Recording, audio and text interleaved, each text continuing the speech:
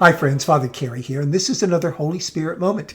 This one on what the 17th century Christian thinker Blaise Pascal has to tell us about the human condition. I think it's quite illuminating.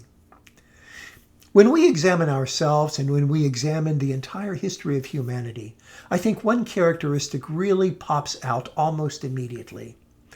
And it is this: we humans are restless creatures.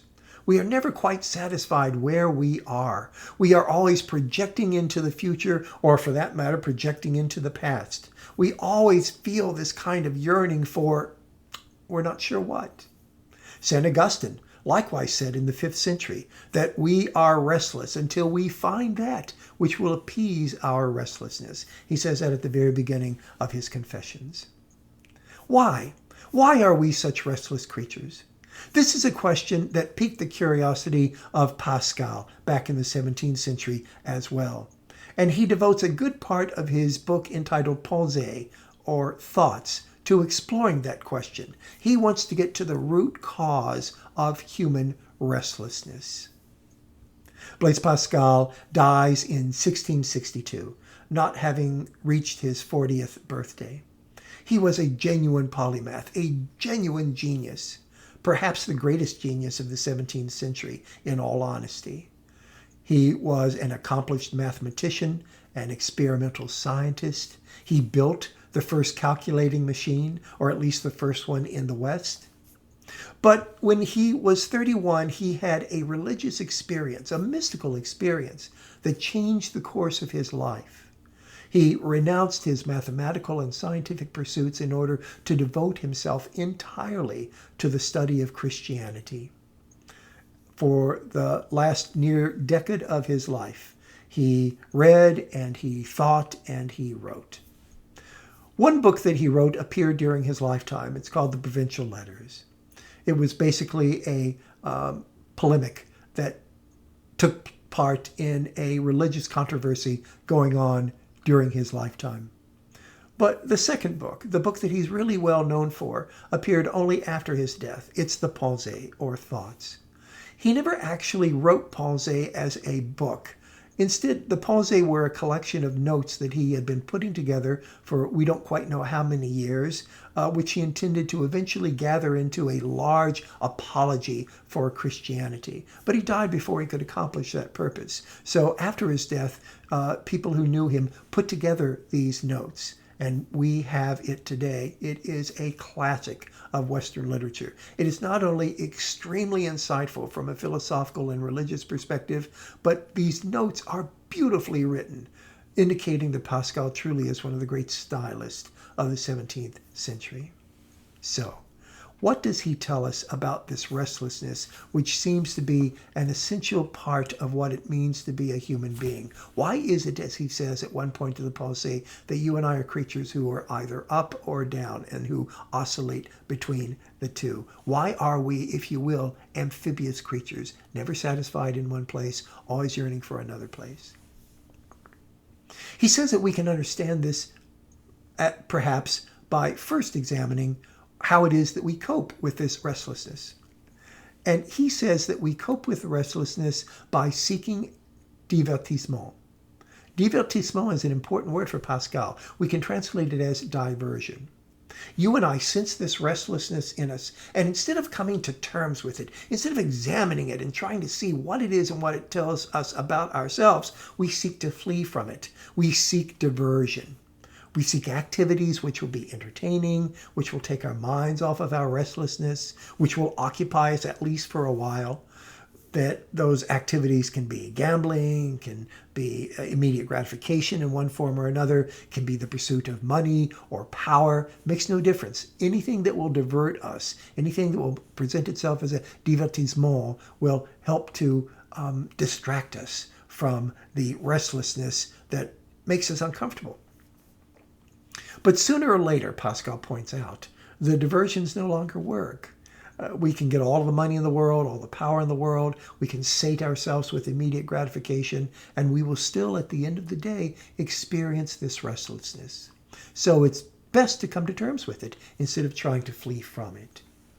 When we come to terms with it, when we ask ourselves, why do I feel so discombobulated? Why do I feel so out of balance? Why do I feel so somehow disproportionate to myself? He says that we'll discover two causes, two roots. On the one hand, we will examine ourselves to discover that we are fragile, frail creatures, not only physically, but also spiritually and morally. We never seem to accomplish what it is that we think we need to accomplish as moral agents. We always fall short of the mark. And when it comes to our relationship with God, we likewise seem to always fall short of the mark. We allow ourselves to become distracted. We allow ourselves to fall into sin or into immoral actions, or at least immoral thoughts, which tend to besmirch our characters.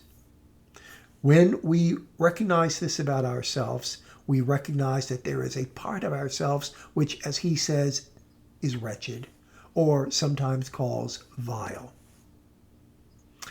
But when we examine the restlessness, we also discover something else, that there must be the possibility, or at least the memory, of greatness within us.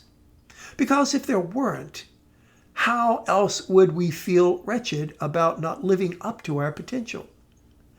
How else would we feel as if we have never reached the moral perfection that we could and should?